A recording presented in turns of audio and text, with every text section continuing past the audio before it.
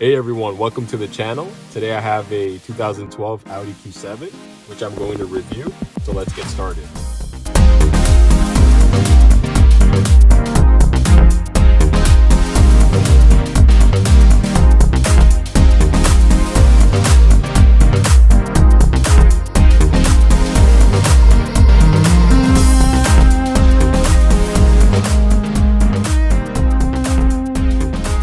So I want to show you the exterior of this 2012 Audi Q7. As you can see, this particular one is in good shape. It has the LED lights at the front, which look really nice and they've aged really well. And I believe this is one of the main reasons this car is holding up really well in terms of looks after all this time, even though this car is almost 11 years old. It has the Pirelli 19-inch tires. The ground clearance is very good, obviously, given the fact that it's an SUV. And this is essentially Audi's flagship, 7-seater class SUV. It is also quattro all-wheel drive, so it does very well in the snow. If you live in an area with that kind of climate, and it's very planted to the road and cruises really well. So I'll start off by showing you the interior of the car. This has a all-black leather seats in this car. It has a 8-speed automatic transmission, which is very smooth. It's very responsive and configured well for the car. And we'll get more into that during the driving portion of the review. It has dual zone climate control, so the passenger and driver can control their own settings. And there are vents for the rear passengers as well. This is the infotainment system right here. This is not the most impressive infotainment system. It's just adequate and just gets the job done. As you can see, compared to modern day standards where the infotainment systems are like the size of an iPad, this is fairly small.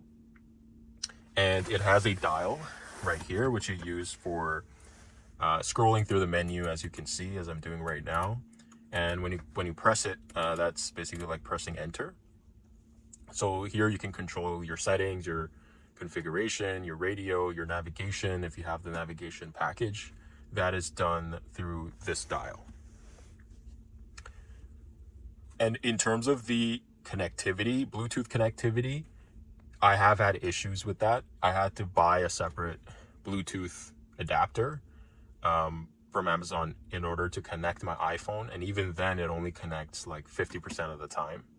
So again, just something to be aware of, that if you're interested in buying this car, if you're buying it pre-owned, that the Bluetooth connectivity is not the best. When it does connect, it's good, but it does have trouble connecting. So that is something to consider if you're considering this vehicle. But overall, the cabin, it's a nice place to be. You can see the gauges, they're analog gauges. The speedometer, fuel gauge, tach, everything is analog, which is good and it's easy to read. So that serves its purpose pretty well. It also has heated seats for the front driver, the passenger, and for the rear passengers as well. And it has settings, which you can control through here. So if you press this button, you can see that there's 1, 2, 3, 4, 5. So there's 6. So there's different levels of, heated seats, but it does not have cooling seats. It has a CD player, which is pretty standard. And overall, the sound system, it's a standard sound system, but it's fairly good. And you can control the settings through the infotainment system here. So now I'm in the back seat of the car. And as you can see, there is a good amount of legroom here. I'm 6'2" and I'm seated very comfortably. And this is, again, this is the type of car that you would go on a long road trip with. And it's a highway cruiser. So it's a very comfortable place to be. Although the legroom could be a little bit better. I've seen other cars with more legroom, like the Honda Accord has more legroom than this car. But I think that may also be due to the fact that it has 7-row seating, and they had to have space for another 3rd row in the back, so that had to take some adjustments. That's what I believe may have been the issue.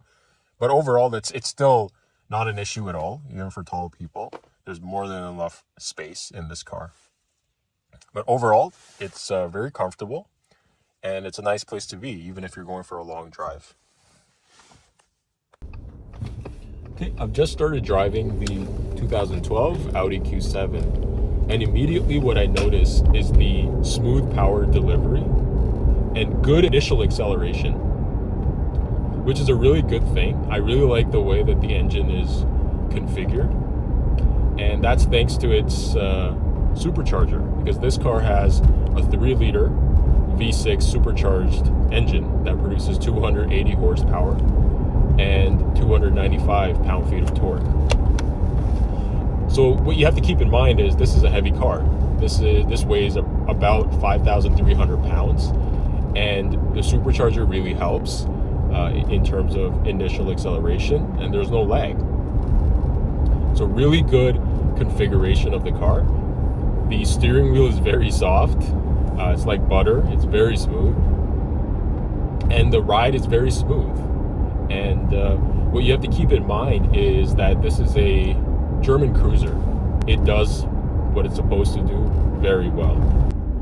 So let's do a quick acceleration run so you can see what this car is about.